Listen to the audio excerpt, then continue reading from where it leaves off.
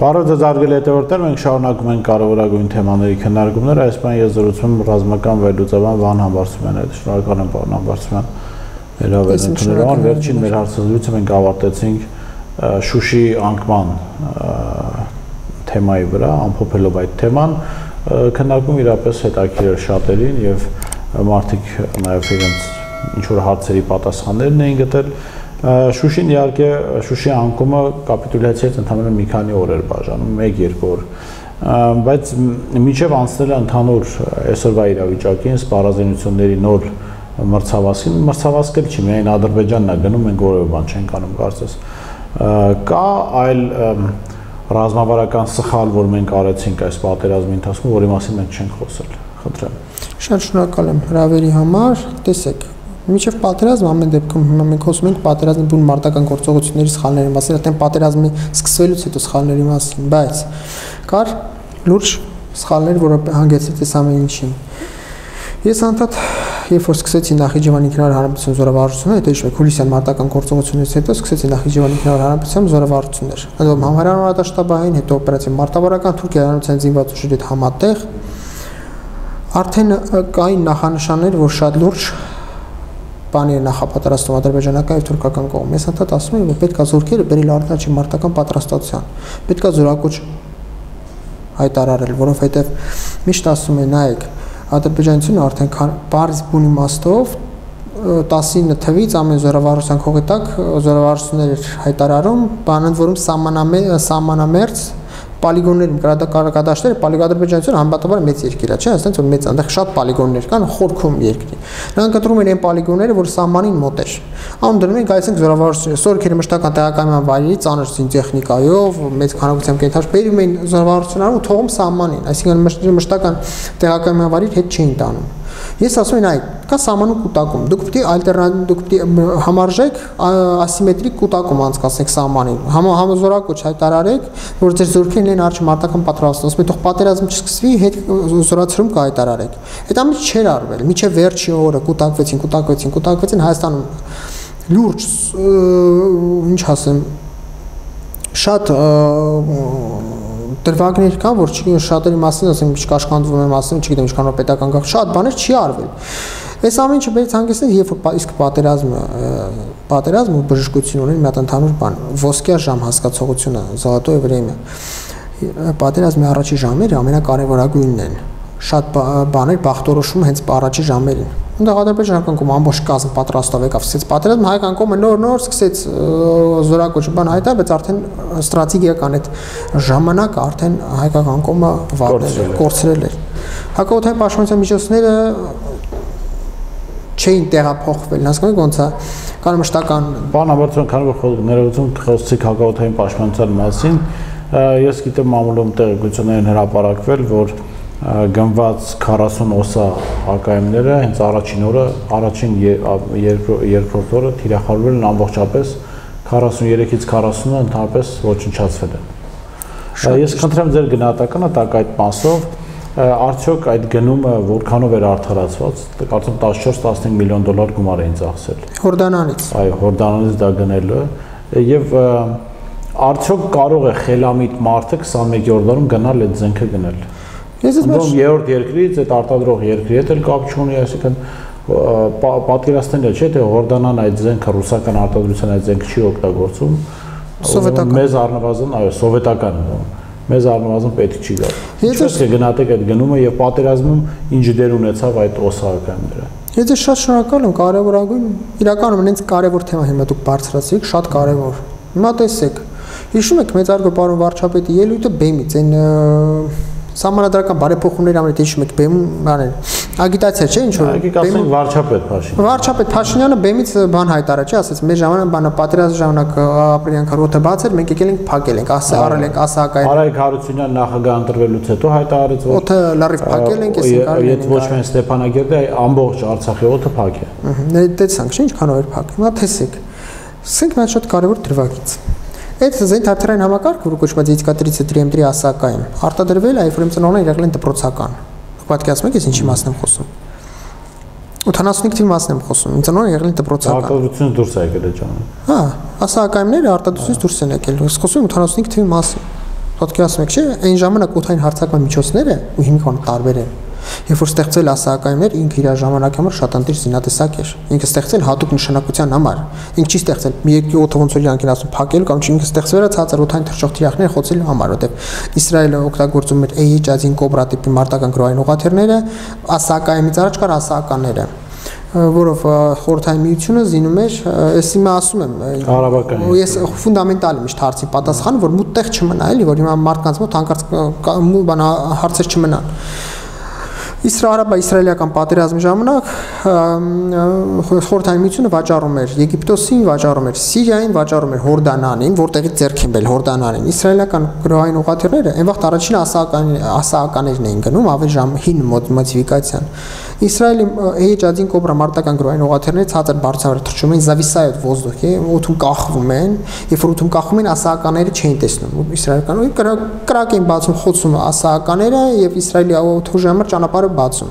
Խորհրդային միությունը ստեղծեց ասակայինները, որոնք կարող են կախվող ուղղաթիռները խոցել։ Այսինքն նա իր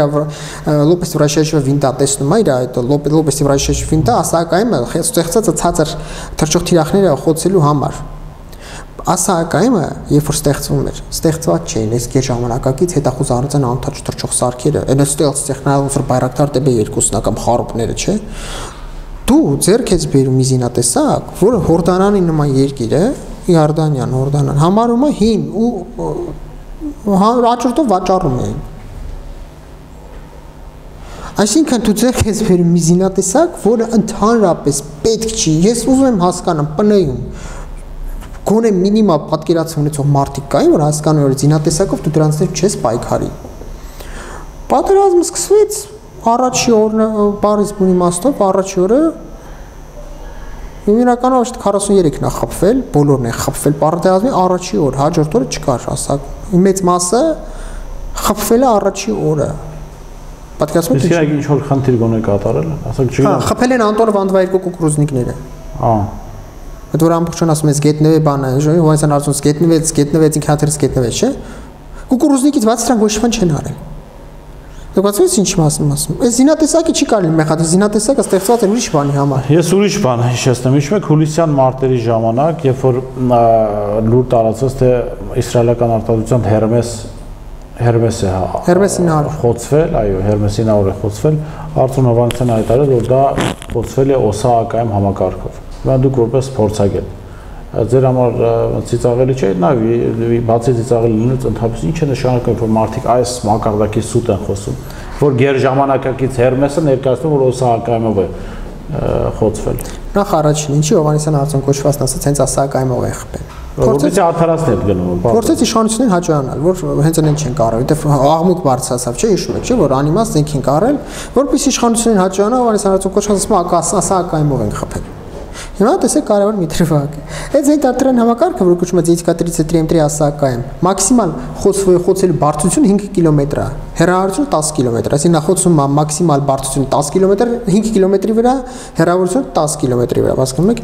Նախ Գերմես 900 չի եղել, այդ թռչող սարքը եղել է Գերմես 900 կողով, ավելի կողովը ավելի ժամանակակից մոդիֆիկացիան է։ Գերմես 900 կողովը հեշտ կարելի է տարբերել, կա լուսանկարը, երբ որ Ադրբեջանցան նախագահ կանոնած այս Գերմես 900 կողովի դիմաց, ես եթերից հետո ցույց կտամ տարբերությունը, հեշտ է արտաքուստ տարբերել։ Գերմես 900 կողովը համալրված է ժամանակակից ռադիոէլեկտրոնային պայքարի միջոցներով, կոչվում բարտավոյ կոմպլեքս Աբարոննայ։ Դուք ո՞նց եք կարծում Իսրայելը ժամանակակից հետախուզական, ասենք մեր հետախուզականին հարված չի ասում Գերմես 900-ին։ Դուք ո՞նց եք կարծում Իսրայելի ամենաժամանակակից անօթաչի թռչող սարքը 85 արտադրության 85 թվի արտադրության բանով կարար խփվել։ Լավ, մի կողմ։ Բայց ինչպես խփվել դա։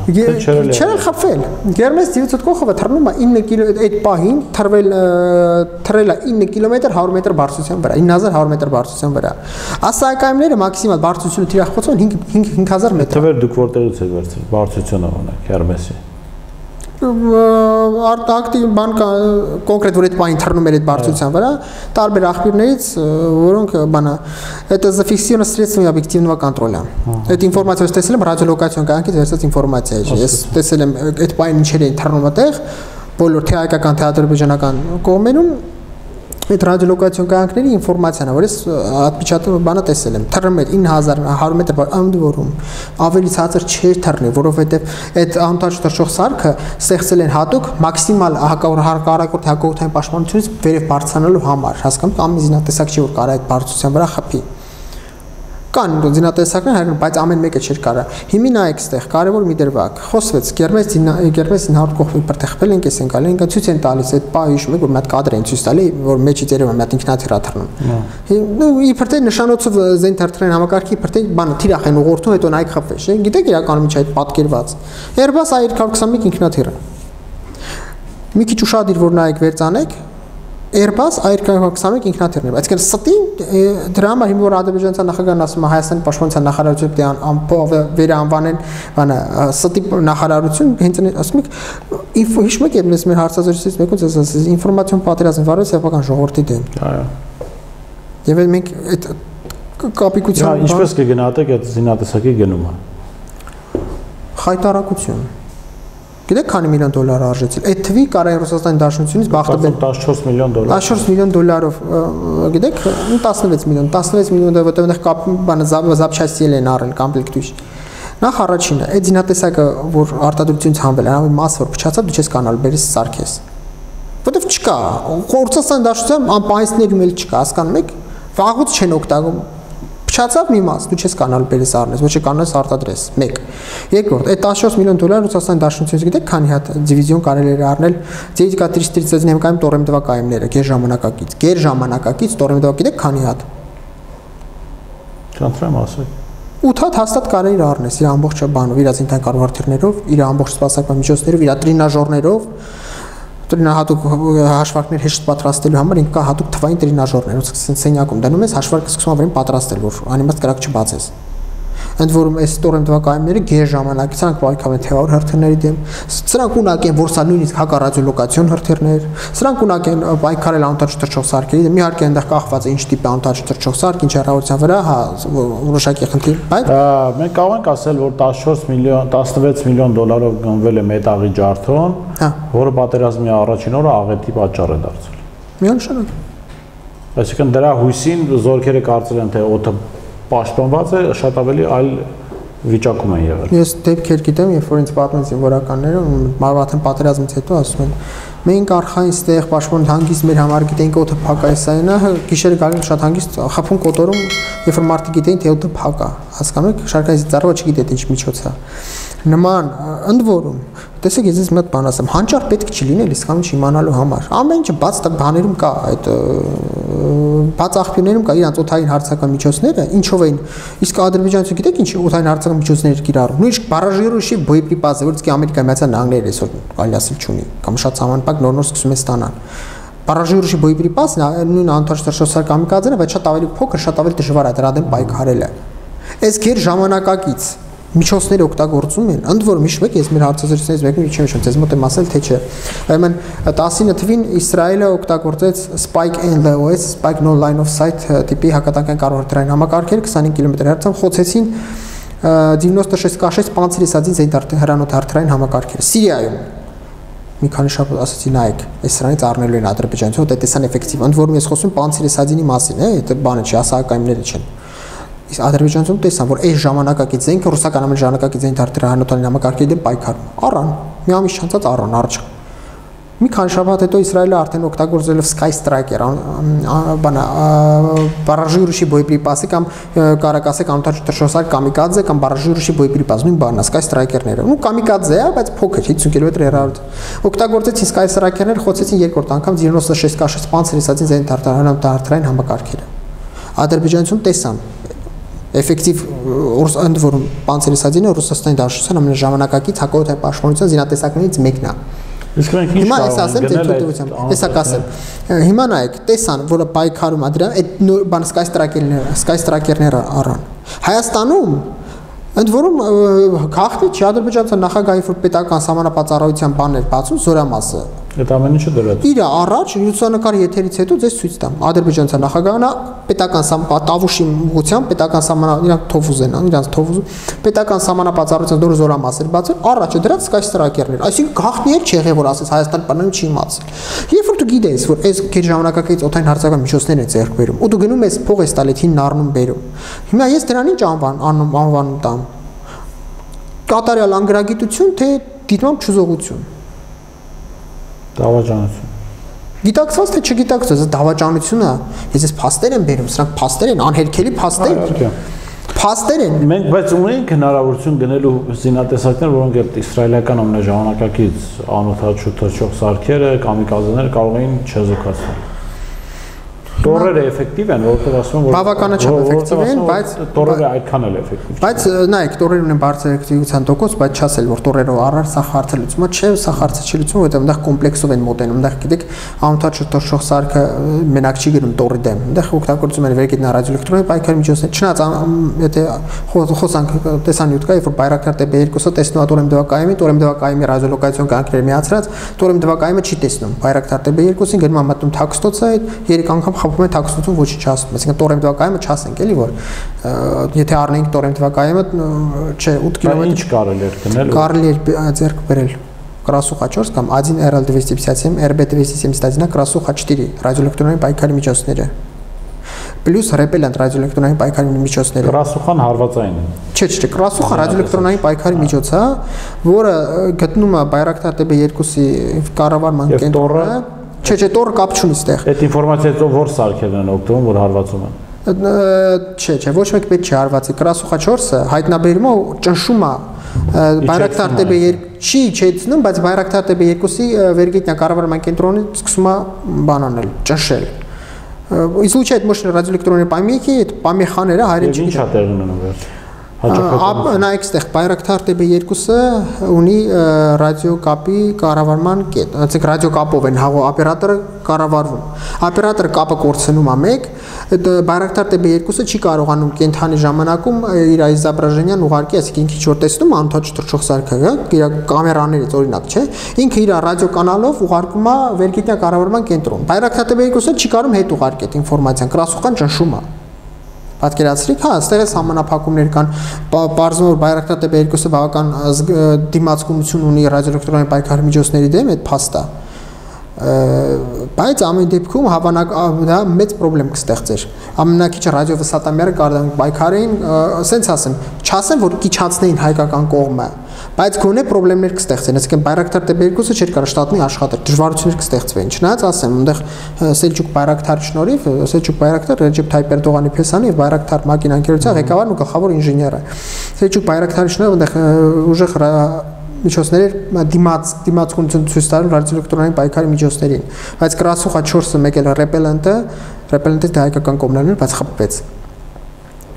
Սա ավելի adekvat, ավելի լուրջ պատասխան էր, քան օրինակ Տորեմ դվակայումները։ Եթե ուզում եք ճիշտ ունենք էֆեկտիվության մասին խոսենք, ավելի մեծ խնդիրներ կստեղծեն Բայրակտարի օպերատորների համար, ընդ որում նայեք այստեղ Տորը կարող խփի կուկուրուզնիկ իր բոյկոմպլեկտը ծախսի դառնա անէֆեկտիվ, չէ, բայց Красуха-4-ը ամբողջ օրը պամեխաներ է, ընդամենը ինքը անձն աչքով ունանես ոչ մի բան չի անում, բայց ինքը իրականում պամեխաներ է կոնկրետ տարածքում излучает ոչ թե ռադիոէլեկտրոնային պամեխի, իրեն գտնելը հեշտ է թիրախավորել։ Հա։ Օրինակ ռեպելենտի մասին եմ չի ասում։ Ռեպելենտն էլ Красуха-4-ի ավելի համեստ տարբերակն է, որից հայկական կողմն ուներ։ Ադրբեջանական կողմը օգտագործում է Կալչուգայում կոմպլեքս спасительной радиотехнической разведки, Կալչուգայումը ուկրաինական հայտնաբերում է Դա Կալչուգայում ռադիո ճառագայթներ հայտնաբերում, հա։ Ռադիոկապի ճառագայթները, ռադիոլոկացիոն ճառագայթները հայտնաբերում է Красуха բանը ռեպելենտի աշխատանքի ռեպելենտի պոզիցիան տեղորոշում է կոորդինատների դար հերթի հրատարակազորքն անքի խփում է ռեպելենտը ոչնչացնում, այսինքն անքել են դրա։ Հիմա մենք պատկերացում ունեցանք ինչ ապաշնոր ձևով են պատրաստվել պատերազմի, ինչ ոչ էֆեկտիվ, անգամ հնացած անպիտան զենքեր են գնել։ Հիմա իրենք կարող են այսպես հետադարձ ասել դե չենք լսել ձեր վերլուծությունները կամ դուք ժամանակին չեք նշել։ Հիմա խնդրում հիմա ասեք ինչ է գնում Ադրբեջանը եւ ինչ կարող է դրա դեմ գնել Հայաստանը։ Ինչ կարող է դրա դեմ ունենալ Հայաստանը։ Լավ բան ասեցիք, տեսեք, ասել չենք լսել ծիծաղելի, որովհետեւ գիտեք ամեն բան Հայաստանի որ լրագրողն հարցը երևի տեսել է ոնց է մասուլիստերին գոռացել։ Դե հիմա Լավ, այս չեն տեսել։ Իրանք չեն սիրում ընդդիմադիր լրատվամիջոցների ասուլիստներն այն նորմալ է։ Լավ, ինչ ասեմ։ Դե հիմա նոր խմբականակի մասին խոսեմ։ Երբ որ տարիներ շարունակ գոռում է ամեն զինատեսակ առներից գայս է ասուլիստ տալի ասում այդ զինատեսակն առել ես վտանգը ներկայացնում այդ ամենը կիրառվեց ոնց որ հիմա նոր բաներ են ձեռք բերել հիմա նորի մասին եմ խոսում ձեռք են բերել զինատեսակներ որոնցից առաջ երբեք չեն ունեցել ոսկում ես վերջի մի քանի օրվա մասին վերջի 3 շաբաթ այնքան բան են ձեռք բերել թուրքիանցից ու դրանք բաց աղբյուրներում կան այդ տեղեկությունները Որոշ բաներ կան, որոշ բաներ ես ամեն ասած եմ 100%-ով կրում եմ ամեն ձևի պատասխանատվություն։ Երբեք չի եղել բան ասեմ, մեր տենց բան չի եղել ուղղակի։ Ընդ որում եղել է որ ասել եմ 2 տարի առաջ, 3 տարի առաջ ասել եմ Predator խոք են ձեռք բերել օպերացիա մարտավարական բալիստիկ հրթիռներ են, չէ՞։ Ապացույցը մի քանի օր առաջ են տեսան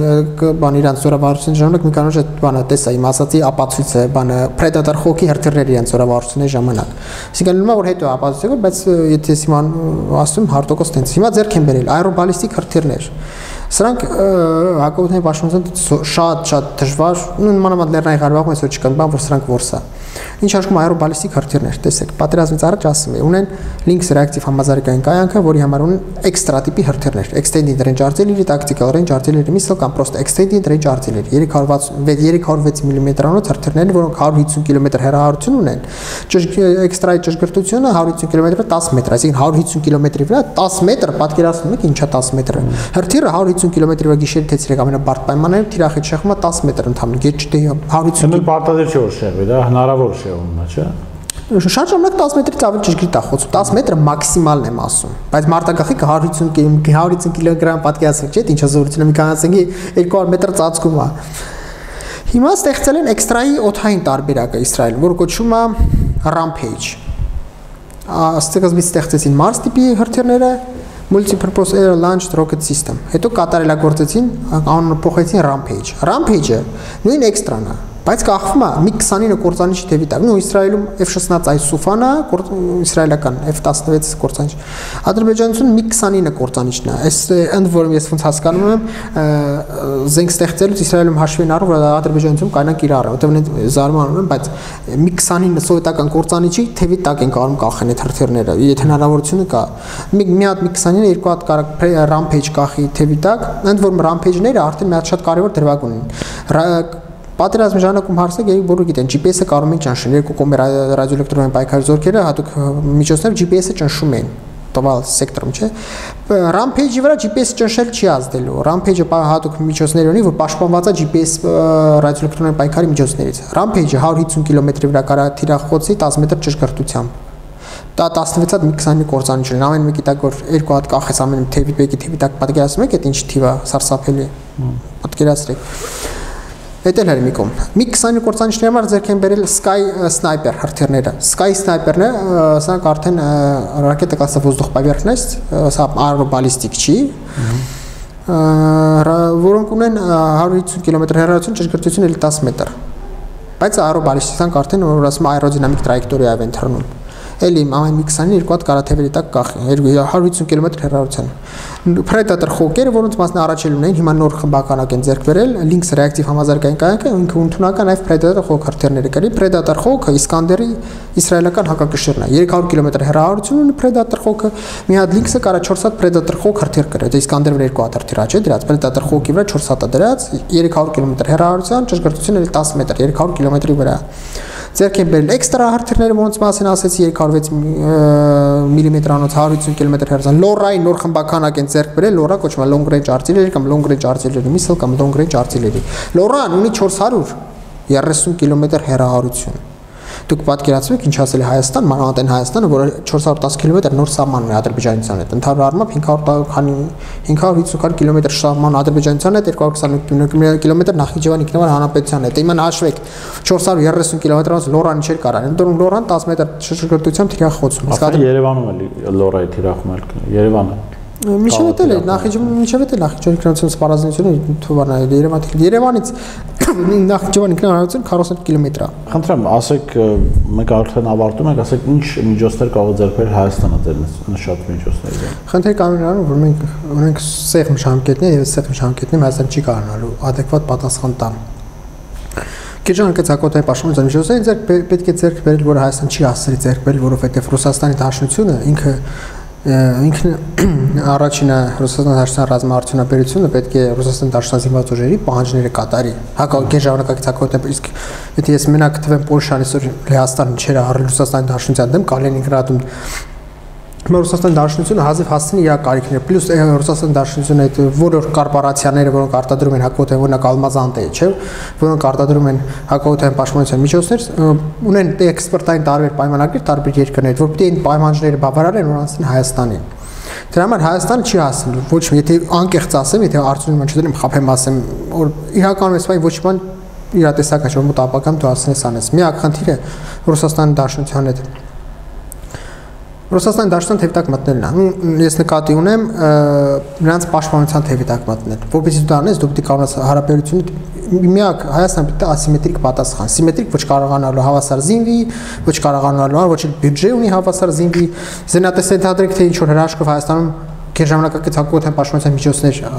պատան չէ Հայաստան ժամանակ չունի հաշվարկներ պատրաստի զինծառայողներ որոնք այս ինքը դիսպասարկ են Հայաստանը գիտեք հենց այդ մենք ասացինք չէ մենակ ասակայինների վրա 43 հատ խոցվել ամեն մեկի մեջ գիտեք քանի հոգի անձնակազմ կար դե պատկերացեք ինչքան հակոթային պաշտպանության զինծառայողներ կորցրել Միջև սրանք սովորական զինծառայողներ չեն, որ 6 ամիս պատրաստվեց, ասես ինքնաձի կտած ասնա սահման։ Հակոթային պաշտպանության բանին պատրաստելու համար օպերատորը զինատեսը պատկերացնում եք ինչքանի տարի է պետք։ Հայաստանը չունի այդ ժամանակը։ Հիմա միակ ասիմետրիկ պատասխանը ոչ էլ հասնելու ինչ որ զենք առնի, որ ալտերնատիվ, որտեղ ես ասում եմ, ինչ գիգանտամանիես, ես ինչը թվարկեցի, համարը ոչ մի բան։ Բայց այն ինչ որ թվարկեցի արդեն մահացու վտանգ Հայաստանի համար, չէ, ամբողջ Երևանն է թիրախավորված։ Ռուսաստանի Դաշնության հետ հարաբերությունները ուրիշ մակարդակի վրա տեղափոխելու Ռուսաստանի Դաշնության պաշտպանությունից օգտվելու միակ տարբերակը այսօր Հայաստանի է։ Հետո փորձագետ ինքը իրավունք չունի հասարակության ականջոյող ճառերը ասի։ Փորձագետ ճիշտը ինչքան դառնա, պետք է ճիշտը ներկայացնի։ Հիմա ճիշտն ասում եմ, ոչ կարողանալու զինվի, ոչ կարողանալու adekvat։ Բժշկության մեջ էլ դեղը դառնելին որ բուժողը։ Էտա։ Շնորհակալ եմ պարոն Ամբարձյան։ Ես եմ շնորհակալ։ Մենք շարունակենք ձեզ հետ քննարկել ուշադրության կենտրոնում պահել այս խնդիրները հաջորդ անգամ մենք կհանդիպենք այս ավելի մանրամասն խոսելու են զինատեսակների մասին, որոնք Ադրբեջանը ձեռք է բերում։ Մեծ սիրով։ Եվ նաև մեր հնարավորությունների մասին։ Շնորհակալ եմ։ Ես հիշեցնեմ, որ զրուցում էի ռազմական վերլուծաբան Վահան Ամբարձումյանն հետ։ Տեսություն կհանդիպենք։